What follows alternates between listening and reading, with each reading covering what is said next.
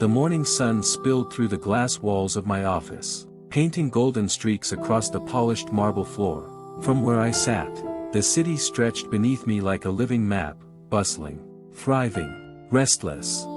I had built this empire brick by brick, deal by deal, sleepless night by sleepless night. And now, at 61 years old, I was supposed to feel secure, accomplished, untouchable. But security in business is a myth. I leaned back in my leather chair, running my hand across the edge of the mahogany desk that had witnessed both my greatest victories and my most bitter defeats. The company had been growing stronger than ever, or so it seemed. Contracts were solid, investors steady, profits healthy, yet there was something gnawing at the back of my mind, like an invisible crack in the foundation. Perhaps that was why I agreed to bring in someone new. A fresh face, a younger mind, a spark of innovation that could push us even further into the future. His name was Daniel Reed. The board recommended him, praising his resume, his achievements, his relentless drive.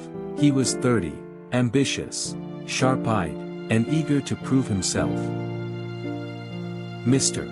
Sterling," he said on his first day, standing in front of my desk with a smile that seemed too polished, too perfect. "It's an honor to be here. I've admired your company for years. I promise I won't let you down." Something about the way he said it, too rehearsed, too smooth, made me pause. But I dismissed the thought. After all, suspicion was a poison I had no time for. I shook his hand, feeling the firm grip of his palm. "Welcome to Sterling Enterprises," I replied. "Let's see if you can keep up with us." What I didn't know then was that with his arrival, the first domino had already fallen. And soon, the empire I had built over decades would begin to crumble, piece by piece. The week Daniel started, the office felt different. Not in any obvious way. The same hum of conversations filled the glass halls, the same steady rhythm of keyboards tapping, the same polite nods exchanged between executives in their perfectly tailored suits. But under the surface, something shifted. At first, I brushed it off as coincidence, a minor delay in one of our shipping routes, a discrepancy in the quarterly reports, an investor suddenly pulling back from a deal without explanation. In business, setbacks happen. Yet I couldn't shake the unease that crept into my thoughts each night when I was alone in my penthouse, staring out at the lights of the city. Was it just bad luck? Or something more? "Sir," my assistant Claire said one morning, entering my office with a stack of folders. Her voice was steady, but her eyes betrayed concern. "There are some irregularities in the latest financial statements. I've gone through them 3 times, but something doesn't add up." I frowned, leaning forward. "What kind of irregularities?" She hesitated. Numbers shifted between departments. Funds reallocated without authorization. Small amounts, spread out, almost invisible. Almost invisible. The phrase lingered in my mind like smoke. "Show me," I said. As she laid the reports across my desk, I felt the familiar burn of anger deep in my chest. Someone was tampering with my company, with my life's work. I looked at Claire, the woman who had been by my side for 15 years, loyal, sharp, always dependable. "Do you think it's him?" I asked, my voice low, "the new one?" Her lips pressed into a thin line. "It's too soon to say," she whispered, "but the timing is suspicious." Suspicious. Yes. Daniel.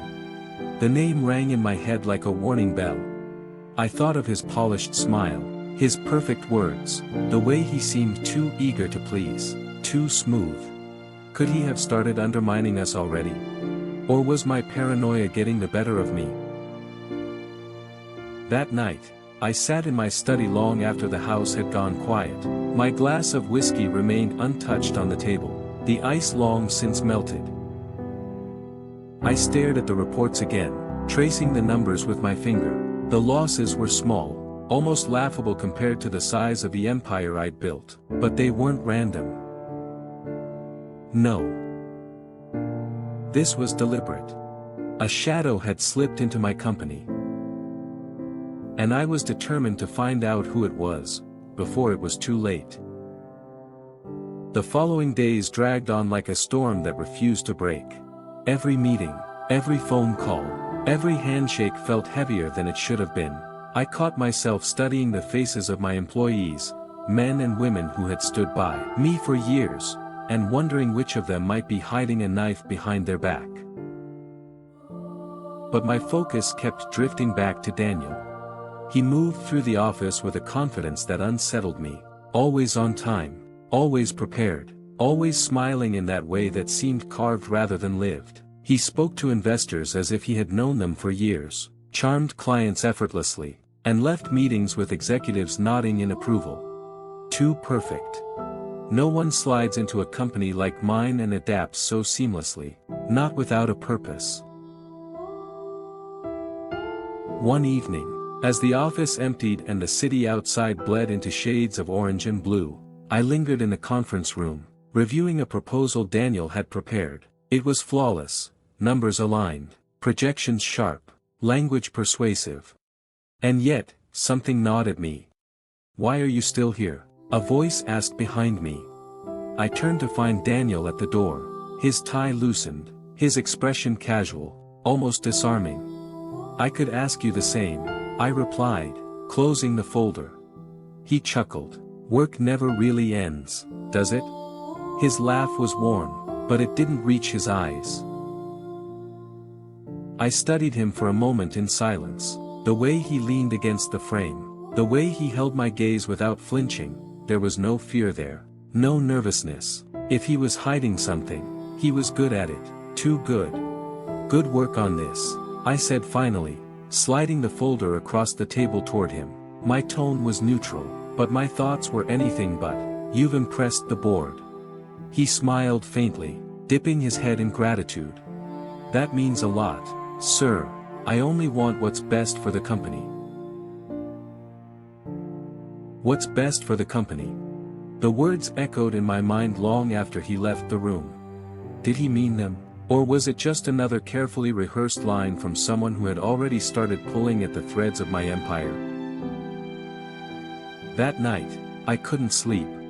I sat in the darkness of my study, the city lights flickering through the tall windows, the silence of the room pressing down on me. I thought of Claire, 15 years of loyalty, her eyes filled with worry when she showed me those reports. I thought of Daniel, polished, charming, dangerous in ways I couldn't yet name. And I thought of the cracks forming in my company, cracks that seemed to widen with every passing day. Was I imagining it? Was paranoia clouding my judgment? Or was I right to trust the unease clawing at my chest? The doubt within me grew heavier. And though I didn't know it yet, the real traitor was closer than I could have ever imagined. The following week began with a board meeting. I had been through hundreds of them in my life, but that morning, the air in the conference room felt heavier. The long oak table stretched before me, surrounded by faces I had once trusted without hesitation. Each man and woman had a notepad, a laptop, or a polished pen poised over documents that could make or break fortunes. And yet, as I sat at the head of the table, I couldn't shake the feeling that someone here was quietly smiling behind a mask. "Let's begin," I said, my voice firmer than I felt. Numbers flashed on the screen, projections, losses, gains. Each department gave their report, and with every passing minute, I felt the ground shift beneath me. The company was bleeding, not fatally, not yet, but the wounds were spreading. A late shipment here, a cancelled contract there, untraceable delays, excuses that sounded polished but hollow. When it was Daniel's turn, he rose smoothly from his chair, adjusting his tie as though the chaos didn't touch him. He spoke with conviction, his words weaving a narrative that even I found difficult to resist. He promised new partnerships, stronger outreach, growth strategies that would outpace the competition. The board listened, their heads nodding, their pens moving quickly to capture his points. I sat in silence, my hands folded tightly together, my knuckles pale. Was this competence? Or manipulation? After the meeting, the directors dispersed, each of them wearing the faint spark of hope Daniel had planted. He lingered behind, gathering his papers, and offered me a confident smile. "Solid meeting," he said. "We'll turn this around. You'll see." I returned a thin smile of my own, but my chest burned. Turn this around. Hadn't I built this company to withstand storms already? I didn't need saving. I needed to know who was driving the knife deeper with every passing day. Later, in my office, Claire entered quietly. She didn't need to speak, the look in her eyes told me everything. "There's more," she whispered, placing another folder in front of me. I opened it. Transactions, transfers, small amounts, again, but this time, there was a pattern forming. It wasn't random. It was precise. "Who signed off on this?" I asked, my voice sharp. Her eyes shifted. The approvals came from accounts that should have been locked. Only someone with high-level clearance could have done this. High-level clearance. Which meant, not Daniel, not yet. He was too new, too untested to have that kind of access. My stomach twisted. If it wasn't him, then who? That night, I walked the halls of my company alone. The building was silent, the only sound the faint hum of electricity through the walls. I touched the glass windows, staring down at the city lights. I thought of the empire I had built, of the men and women who had stood beside me, of the victories we had celebrated together. Someone in that circle had betrayed me. And the thought lodged itself deep in my chest like a shard of ice. I turned back toward the darkness of the office, the empty desks, the silence that seemed to listen. "Who are you?" I whispered into the emptiness. But no answer came. Only the certainty that the cracks in my foundation were spreading, and soon, everything I had built would begin to fall. Sleep became a stranger to me. Every night, I found myself pacing the polished floors of my penthouse, staring out over the city as though the answers I sought might appear in the constellation of streetlights below. But answers never came, only whispers, doubts, the echo of footsteps I could not trace. By day, I wore the mask, the calm, assured face of a man in control. My employees saw the same Sterling they had always known, decisive, relentless, untouchable. But beneath the surface, my chest tightened with every report Claire handed me. More missing funds, more silent, careful shifts in the numbers. The betrayal was growing bolder. One evening, I summoned Daniel to my office. He entered with his usual composure, jacket pressed, hair immaculate, his polished smile never faltering. He closed the door softly behind him and took a seat opposite me. "You wanted to see me, sir?" I leaned forward, my fingers steepled together. "Yes, tell me, Daniel, how do you like working here so far?" He chuckled lightly. "It's everything I hoped for, challenging, but rewarding. Honestly, Mr.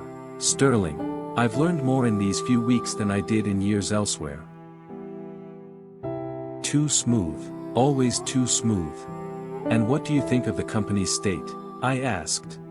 He tilted his head, his expression thoughtful, carefully measured. "I think we're in a transitional phase," he said. "The market's shifting, and competitors are adapting faster, but with the right strategies, we can stabilize. I'm confident about that." Confident, always confident. I studied him, searching for cracks in his armor, a twitch, a hesitation, anything. But there was nothing, only that steady, unwavering gaze that seemed almost rehearsed. "Very well," I said finally, leaning back. "Keep at it, I'll be watching closely." His smile widened ever so slightly, and then he rose, giving me a polite nod before leaving the room. When the door shut behind him, I exhaled slowly. Was I testing him, or was he testing me? That night, I decided to do something I hadn't done in years. I stayed late, walking the halls long after everyone else had gone home. The silence of the building pressed against me, broken only by the hum of the security lights. And then, as I turned a corner near the accounting department, I froze. Voices. Low, urgent, whispering in the dark. I pressed myself against the wall, straining to hear. "Are you sure it's safe?" one voice muttered. "Yes, he suspects the new guy. He won't look at us." My chest tightened. The voices grew fainter as footsteps receded into the distance. I stepped out into the dim corridor, my heart pounding. No faces, no proof, only words. But those words cut deeper than any knife. He suspects the new guy. So they knew. They knew I was watching Daniel. And while my attention was fixed on him, the real traitor was already moving in the shadows. Morning arrived heavy and gray, the kind of sky that seemed to press down on the city itself. I sat in my office, staring at the skyline through the glass walls, but my mind wasn't on the view. It was on the voices I had heard the night before. They were real. I wasn't imagining them. Someone in my company was whispering in the dark, confident that my suspicion was aimed elsewhere. Confident, because it was Daniel. He had become the perfect shield for them.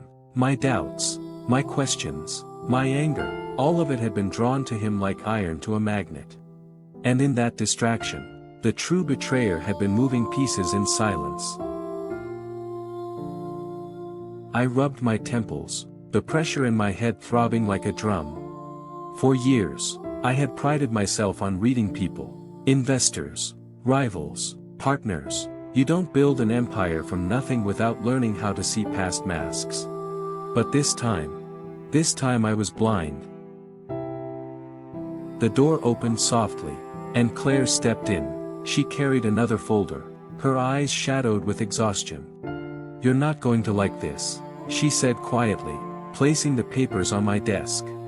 I flipped them open, scanning the lines, my jaw clenched. Losses, again, precise, hidden, spreading. It was no longer small, it was deliberate theft. I slammed the folder shut. "Damn it," my voice cracked against the silence. "How deep does this go?" Claire lowered her gaze. "Too deep, sir. Whoever is doing this, they know the system inside and out. They know where to move, what to touch, how to leave no trail." I rose from my chair and walked to the window. The glass was cold under my palm. My reflection stared back at me, a man who suddenly felt older than his 61 years. Someone close to me was dismantling everything I had built. And I couldn't even see their face. "Do you trust him?" I asked suddenly, turning back to Claire. She blinked. "Who?" "Daniel." Her lips pressed into a thin line.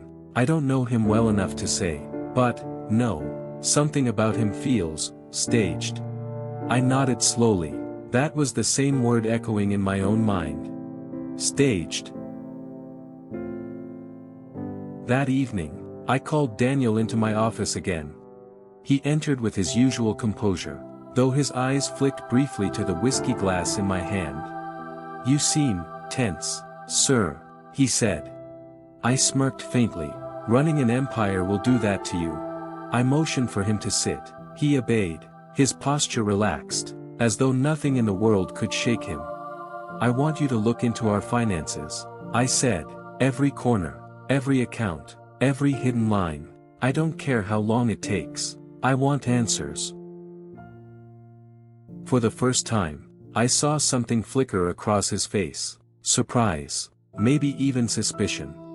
"You want me to investigate the company?" he asked carefully. "Yes." My voice was firm. "If someone's bleeding us dry, I want to know who, and I want to know now." He hesitated, then nodded slowly, "Understood."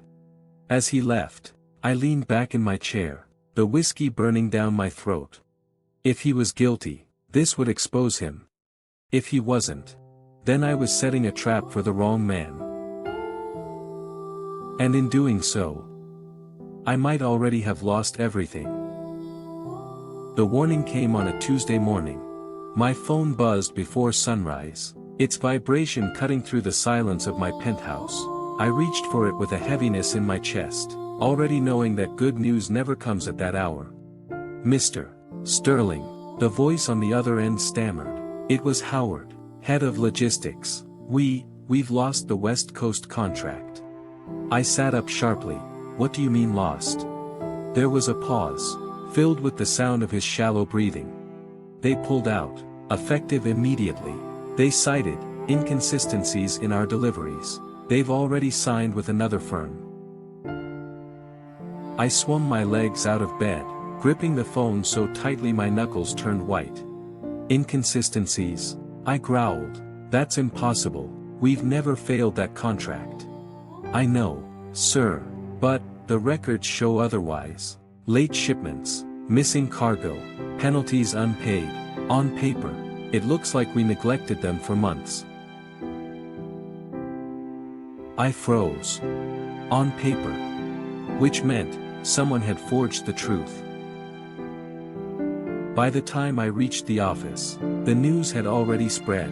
My executives avoided my gaze, whispering in corners, their voices carrying the stench of fear. A contract like that wasn't just money, it was reputation, stability, trust, and once those were broken, they were nearly impossible to repair. I stormed into my office, slamming the door behind me. Claire followed a moment later, her face pale. "This isn't an accident," she whispered. "Someone orchestrated this." Her words matched the storm already raging in my chest. An hour later, Daniel walked in with a file in hand. "I've started reviewing the finances," he said calmly, "and I think you should see this." He laid the papers on my desk, transfers, signatures, authorizations. Only they weren't random. They pointed to someone specific. Someone close. My breath caught in my throat as I read the name. It wasn't Daniel. Not this time. "Are you certain about this?" I asked, my voice a rasp. Daniel nodded slowly. "The trail is clear. Whoever's doing this, they're not hiding from you. They're hiding in plain sight." I leaned back in my chair, the paper trembling in my hand. The name staring back at me was someone I had trusted for decades, someone I had once toasted with champagne, someone who had stood beside me in victories and defeats. A man I had called a friend. My most loyal employee. But if this was true, then loyalty had already turned to betrayal. I stared at the name on the page as though it were written in fire. Richard Hale. My right hand, my oldest confidant, the man who had been with me from the beginning, back when Sterling Enterprises was nothing more than a cramped office with peeling wallpaper and second-hand furniture. He had stayed through the sleepless nights, the failed deals, the moments when I nearly lost everything. He was there when we won our first $1 million contract. He was there when we expanded overseas. He was there when I buried my wife. Richard Hale. And now, this? I felt my chest tighten, my breathing shallow. "This doesn't make sense," I muttered. "It can't be him." Daniel remained silent, watching me with that unreadable expression of his. His hands rested calmly on the table, as though he were detached from the storm raging inside me. "The signatures match," he said finally. "The authorizations, the accounts, every path I've traced leads back to him." "No," I shook my head, slamming the file shut. "You must be mistaken. Richard would never." But my voice faltered before I could finish. Would never. I had said those words before. About business partners who turned on me, about politicians who promised support only to sell me out when the money changed hands, about family members who disappeared the moment I needed them most. Would never. And yet, they always did. That afternoon, I called Claire into my office. I didn't show her the file, not yet, but I watched her carefully as I asked, "Do you trust Richard?" Her brows furrowed. "Of course, sir. He's been here longer than I have. He's loyal." The word struck me like a blade. Loyal. I had built my empire on loyalty, demanded it, rewarded it, trusted it. And now it seemed loyalty had been twisted into the very knife at my back. That evening, I found myself in the archives room, a place I hadn't entered in years. Dust clung to the shelves, rows of files stacked like silent witnesses to decades of history. I pulled Richard's records, contracts he had signed, deals he had managed. I flipped through them under the dim light, searching for cracks, for inconsistencies I had never noticed before. And there they were. Small at first, harmless, almost invisible, a delayed payment here, a shifted figure there, always explained away, always overlooked. But now, in the light of Daniel's report, they formed a pattern, a slow bleed, a careful theft that had been happening for years, hidden beneath layers of trust. My hands trembled as I closed the file. Richard, my friend, my brother in arms. The man I had once trusted more than anyone else in this world, had been stealing from me all along.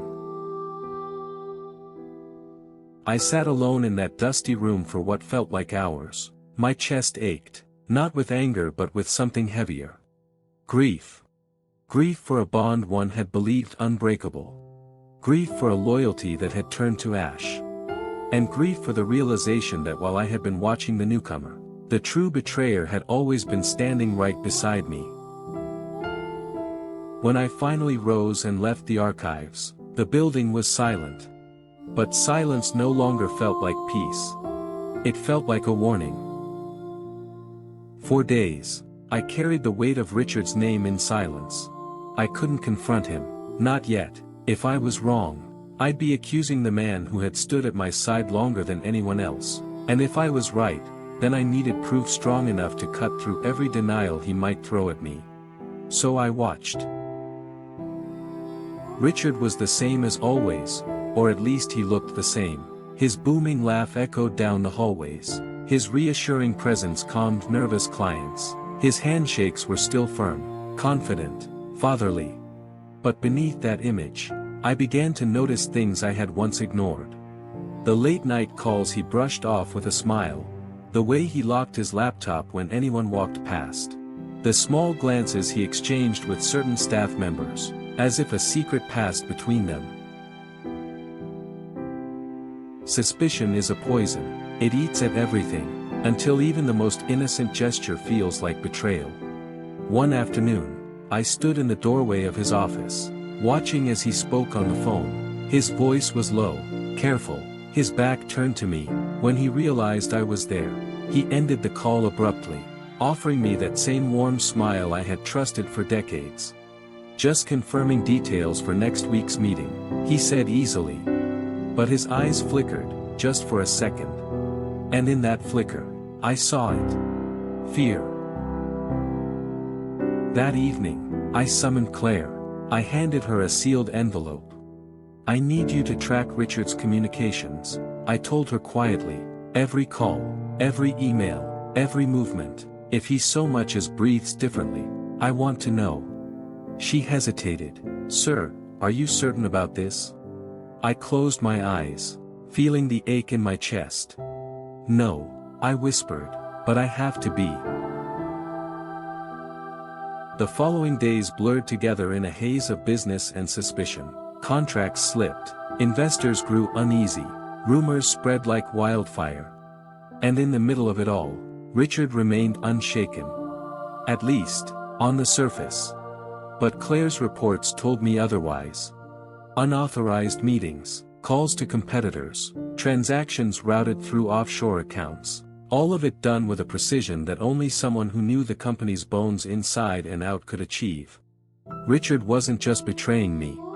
He was dismantling me. Piece by piece. One night, unable to hold the storm any longer, I drove to his house. I sat in my car across the street, the engine off, the lights dimmed. Through the window, I could see him, my oldest friend, laughing with his wife at the dinner table, as if nothing in the world was wrong. He looked like the same man I had trusted for 30 years. But I knew better now. As I gripped the steering wheel, a question tore through me. When had it started? Had it been years ago, slowly, quietly, when the empire grew too large for me to watch every corner? Or had he been planning it all along, waiting for the perfect moment to strike? The man inside that house had once been my brother. Now he was a stranger. And soon, he would be my enemy. The boardroom was silent. Only the faint hum of the city outside broke the stillness. William stood at the head of the long glass table, his eyes scanning the familiar faces of his executives. He had gathered them here, desperate for answers. "Gentlemen," William began, his voice calm but carrying an edge that made several glance at one another uneasily. "This company was built on trust, precision, and unwavering loyalty. Yet in the past months, I have seen more cracks in our foundation than in the last 20 years combined." A shuffle of papers, a cough from the back. No one spoke. His gaze shifted briefly to Daniel, sitting quietly at the far end. The newcomer's posture was stiff, eyes downcast, hands resting too tightly on the table. William's suspicion lingered on him like a shadow. "Numbers don't lie," William continued, raising a report. "Someone has been leaking information, deliberately. Our rivals are receiving proposals before they even leave this building. Contracts we should have secured are evaporating." His jaw tightened. "That means one of you is betraying me." The words dropped like stones into water, sending ripples through the room. Several executives shifted uncomfortably, their faces pale. Daniel's knuckles whitened against the polished wood. "Sir," Daniel finally spoke, his voice trembling slightly, I've only been here a short time, I wouldn't even know how to." William cut him off with a sharp glance. "That's precisely why suspicion falls on you. You arrived, and suddenly everything began to collapse." The silence deepened. A few men exchanged knowing looks. The seed of doubt had been planted firmly. Daniel lowered his eyes again, swallowing hard. Later that evening, William retreated to his office, the weight of the meeting pressing heavily on his chest. He poured himself a glass of scotch, staring at the city lights beyond the floor-to-ceiling windows. "Why now?" he whispered to himself. "Why, after all these years of stability, is everything unraveling?" His mind drifted to Richard, his oldest and most trusted employee. Richard had been with him from the very start, building the empire brick by brick. Richard was like family. William exhaled, shaking his head. No, it couldn't be Richard. Never. But the question remained, gnawing at him like a parasite. If not Richard, if not Daniel, then who? And what did they stand to gain? William set his drink down and leaned against the desk, closing his eyes. He felt the cracks beneath the surface growing wider. And deep inside, he knew, the worst was yet to come. The night stretched long and heavy. Daniel lay awake in his small apartment, staring at the ceiling. His heart wouldn't stop pounding. replaying every word from the boardroom. Suspicion falls on you. Those words echoed in his skull like a curse. He turned to the side, gripping the edge of the blanket. He hadn't betrayed anyone. He hadn't even been given access to the kind of documents William was talking about. And yet, eyes had been on him, watching, judging. What if this is a setup? He whispered into the darkness. The thought terrified him, but it also felt true. Across the city, William sat in his office still, the scotch now gone, the papers on his desk untouched. He wasn't ready to go home. The mansion, usually a place of comfort, felt like a cage now. He pressed a hand to his temple, trying to block out the noise in his mind. A knock at the door broke the silence. William straightened. "Come in." Richard entered slowly, his expression unreadable. "You're still here," Richard said softly. "I thought you'd gone hours ago." "I couldn't," William admitted, his voice low. "Something's wrong, Richard. I can feel it." Richard nodded, stepping closer. "You think it's Daniel, don't you?"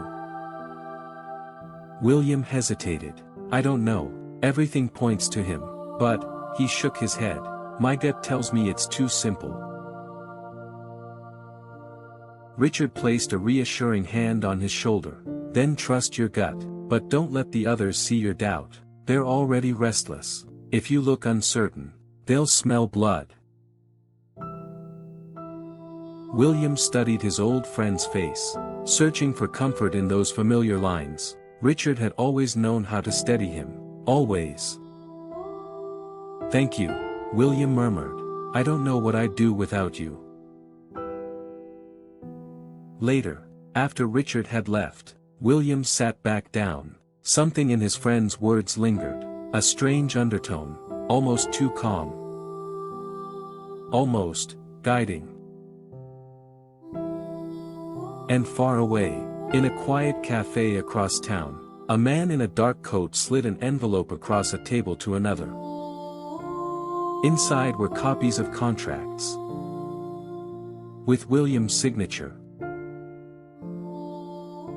The betrayal was already deeper than William imagined. And it was closing in fast.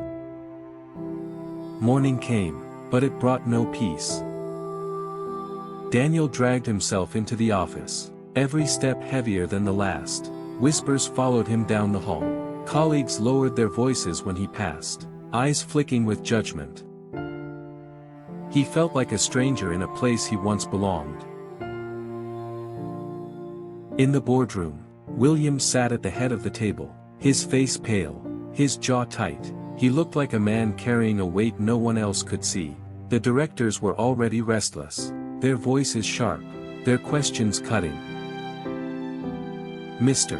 Harrington," one of them said, "how long are we expected to operate under suspicion? If the leak isn't stopped, the company will suffer irreparable damage."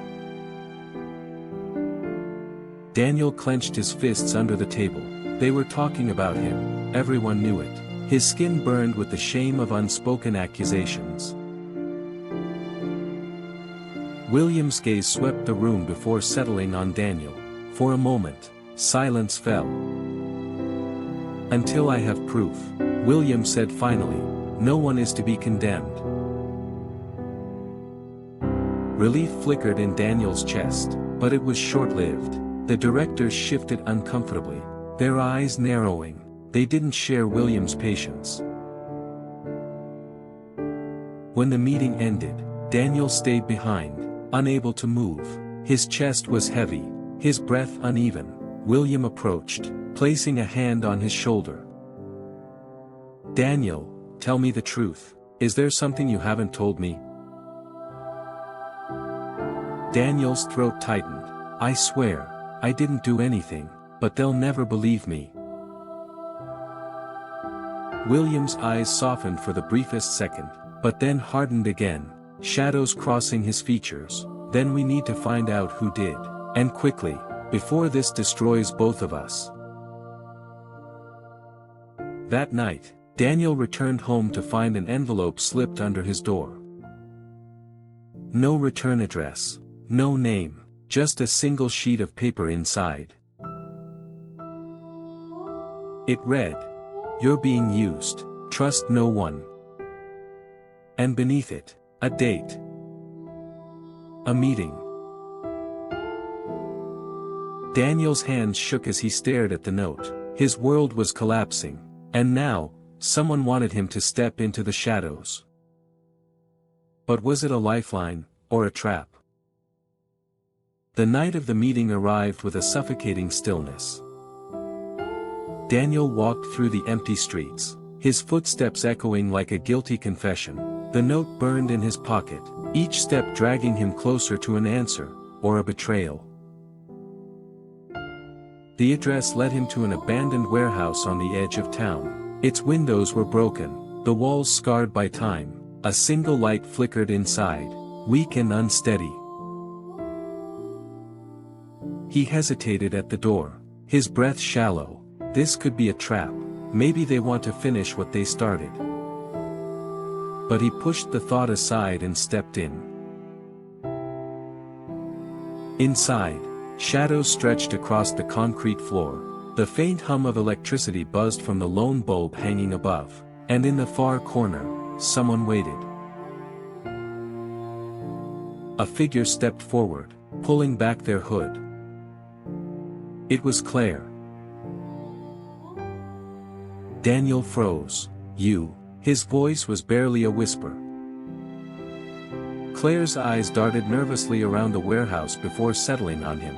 "I didn't have a choice. I couldn't talk to you at the office. They're watching everything." Daniel's pulse hammered. "What are you saying, Claire?" She stepped closer, her voice trembling. "It's not you they're after. It never was. Someone inside is setting you up, and if you don't act soon, you'll take the fall for everything." Daniel's stomach twisted. "Who?" Claire swallowed hard, fear flickering in her eyes. "I can't say yet, but I know this much, the leak didn't come from you, and whoever's behind it, they're close to William." The word struck him like a blade. Someone close to his father, someone trusted.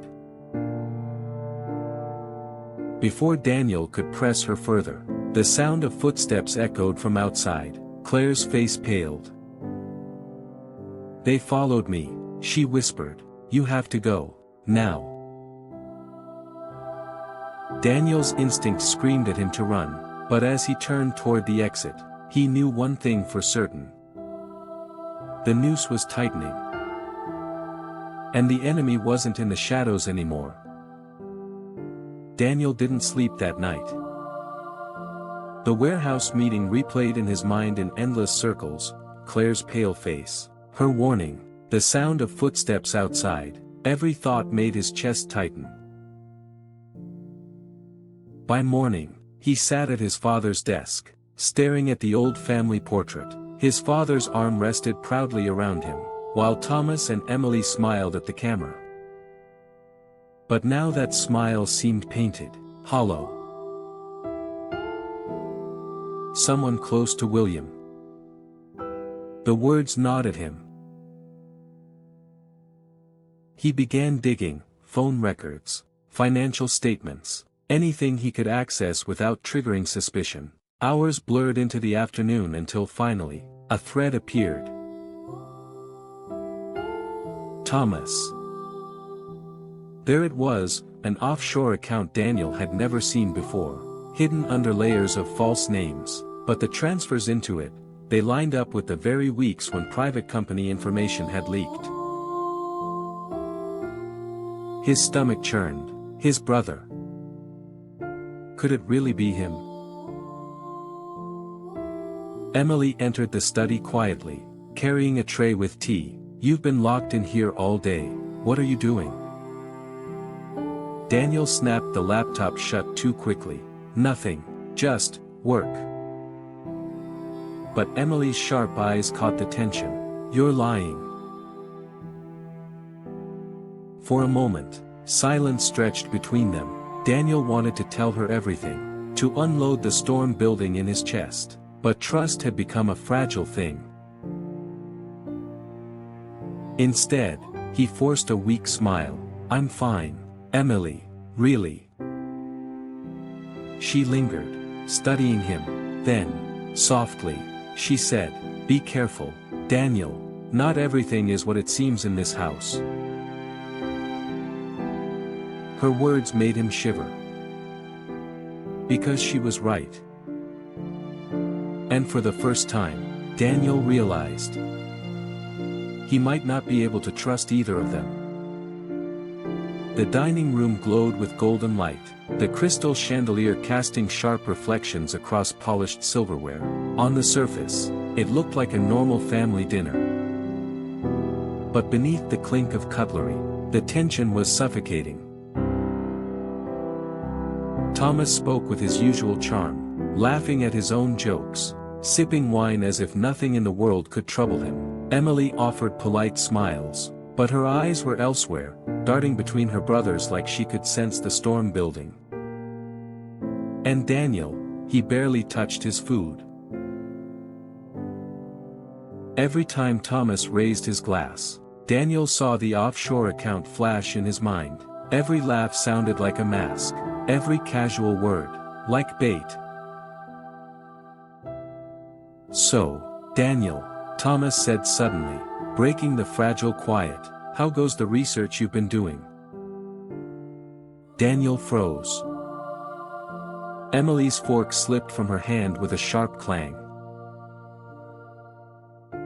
What research? Emily asked carefully, eyes narrowing. Thomas smirked, leaning back in his chair. Oh, you know, Daniel's been spending long nights in Father's study, digging through papers, old files, curious habit, don't you think? Daniel's pulse raced. He forced his voice to remain calm, just reviewing company archives, making sure nothing important is overlooked. Thomas's smile didn't fade. In fact, it grew sharper, like a blade. Of course, always so thorough. Emily looked between them, her lips parting as if she wanted to say something, but no words came. Then, suddenly, Thomas leaned forward, his eyes locking on Daniel's. Careful, little brother, some doors aren't meant to be opened.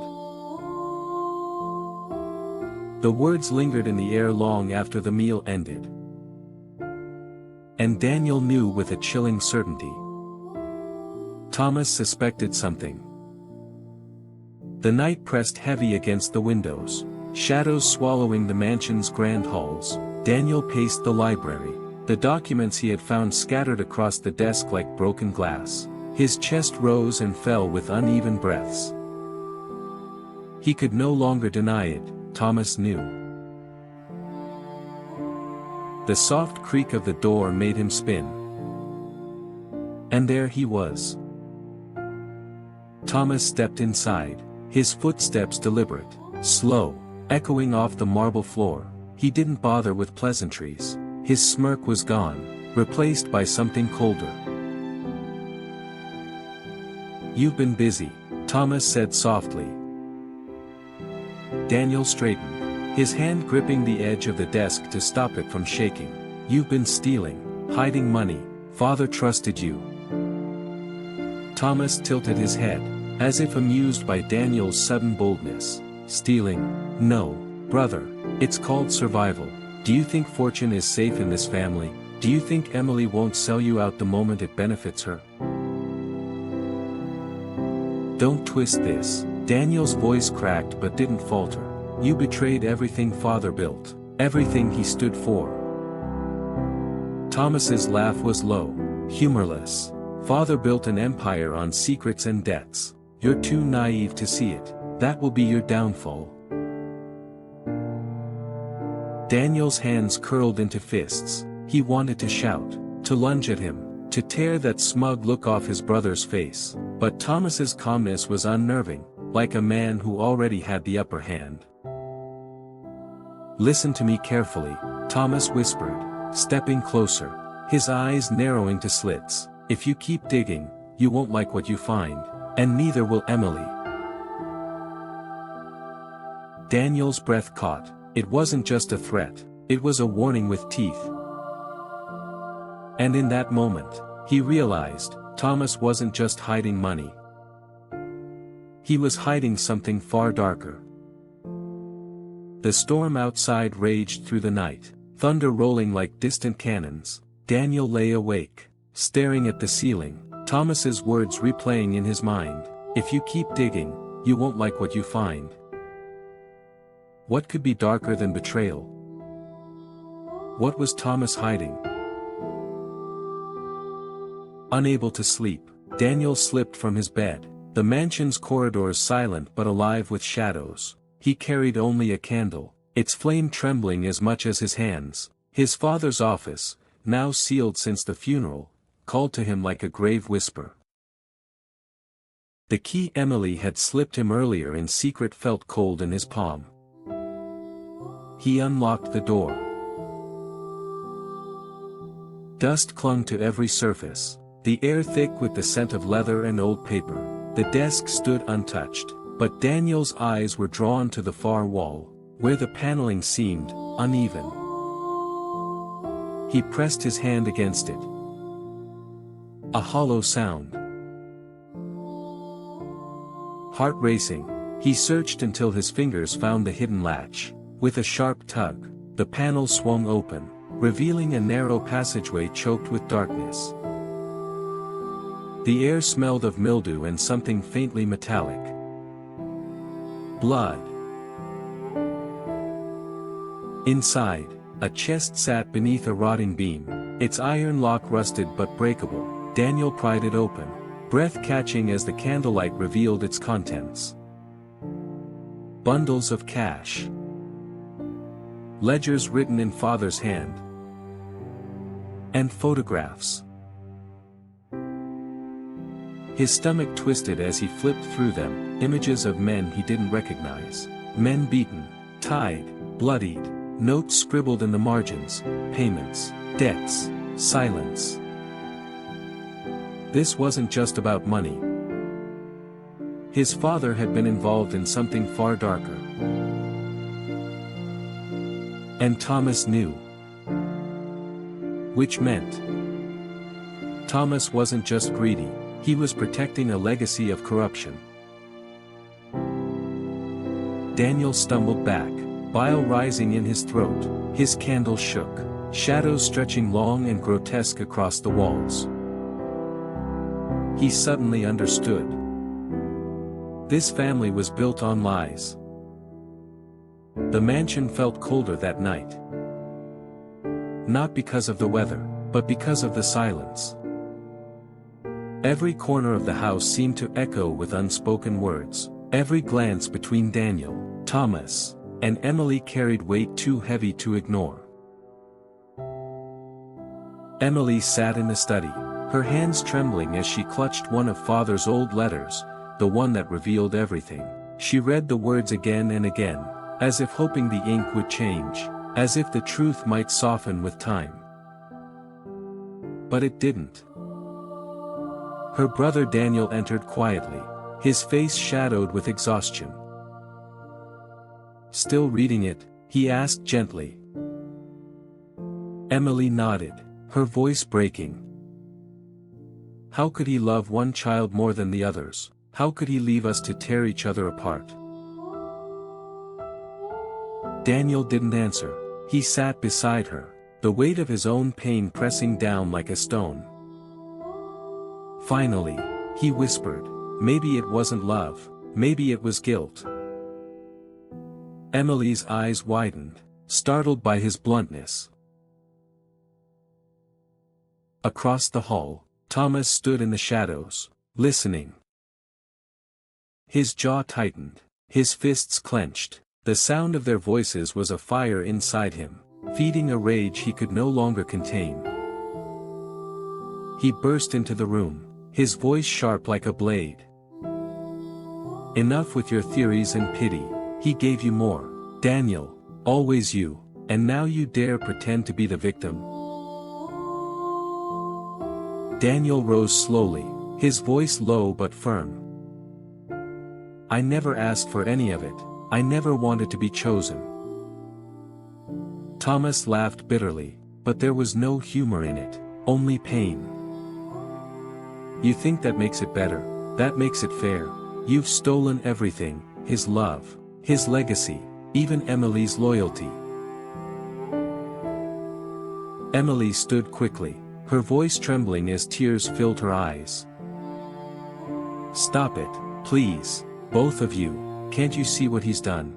Father is still controlling us, even from the grave." Her words hung in the air like smoke, choking the room. But neither brother could look away. In that moment, the fragile thread holding them together finally snapped. Thomas's eyes burned with betrayal. Daniel's heart ached with sorrow. And Emily, she felt the ground crumble beneath her, realizing the family she had tried so desperately to save was already shattering. The mansion no longer felt like home. It felt like a cage. Daniel sat at the long dining table, untouched food in front of him, his eyes burned from sleepless nights, his mind tangled in secrets he couldn't ignore. Across from him, Thomas chewed with a smug calmness, while Emily's gaze darted nervously between them. "You haven't been yourself," Thomas said finally, dabbing his mouth with a napkin. "Something on your mind, little brother?" Daniel's hand tightened around his glass. He wanted to slam it, to shatter the silence with truth, but his voice was steady when he spoke. "I know about Father's deals, the ledgers, the photographs." Emily gasped, her fork clattering against the plate. Thomas froze, only for a moment, then leaned back in his chair, a cruel smile tugging at his lips. "So, you found the skeletons?" He chuckled darkly. "And here I thought you were too soft for digging." Daniel rose, his chair scraping against the floor. "I won't let you bury this. Father may be gone, but I won't let his sins poison us." Thomas stood too, his face twisting with rage. "You won't let? Who are you to decide, Daniel?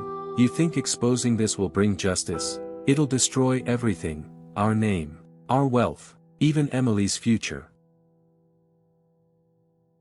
Emily's voice cracked as she whispered, "Stop it, please, both of you," but neither listened. Daniel's heart thundered. For the first time, he wasn't the quiet son, he wasn't the weak one. "I'd rather burn it all," Daniel said coldly, "than live in a house built on blood." The words sliced the air like a blade. And Thomas, jaw clenched, fists shaking, looked ready to strike. The storm outside howled against the mansion's windows, as if nature itself demanded an ending. Daniel and Thomas stood in the grand hall, the space between them filled with years of silence, resentment, and secrets too heavy to carry any longer. Emily hovered near the staircase, tears trembling in her eyes. "Please, don't do this. You're brothers." Thomas sneered. "Brothers?" He shook his head. "No, just rivals thrown into the same family by fate." He lunged forward, grabbing Daniel by the collar, his voice venomous. "You'll destroy everything Father built, everything that belongs to us." Daniel didn't fight back at first. His breath came heavy, his chest rising with fury he'd buried for too long. Then, finally, he pushed Thomas away with a force that startled even himself. "No," Daniel said, His voice steady, cold. "I won't destroy it, you already did." Thomas staggered, rage boiling in his eyes. For a moment, it seemed he might strike again, but then Emily stepped between them, her small frame trembling but unyielding. "Enough," she cried. "Don't you see? Father's lies already poisoned us. If we keep fighting, we'll lose the only thing we have left, each other." Her words cut deeper than any weapon. The silence that followed was deafening. Thomas's chest heaved, his jaw tight, but then, slowly, his fists loosened, the fire in his eyes dimmed, replaced by something harder to define, grief, maybe even regret. He turned away, muttering through clenched teeth, "Do what you want, Daniel, burn it all if it makes you feel righteous." And then he was gone, footsteps echoing down the hall until the door slammed shut behind him. Daniel stood frozen, his whole body shaking, not from fear, but from release. Emily touched his arm gently. "You did what had to be done." He nodded slowly, his gaze lifting toward the old family portrait that still hung on the wall. For the first time, he didn't see it as a symbol of power or wealth. He saw it for what it was, broken. But broken things, he realized, could still be rebuilt. Daniel turned to Emily, his voice barely a whisper. "We'll start over. Not with lies, not with blood, with truth." She smiled through her tears, and for the first time in years, hope returned to the house. The storm outside began to ease. And with it, so did the storm inside Daniel's heart.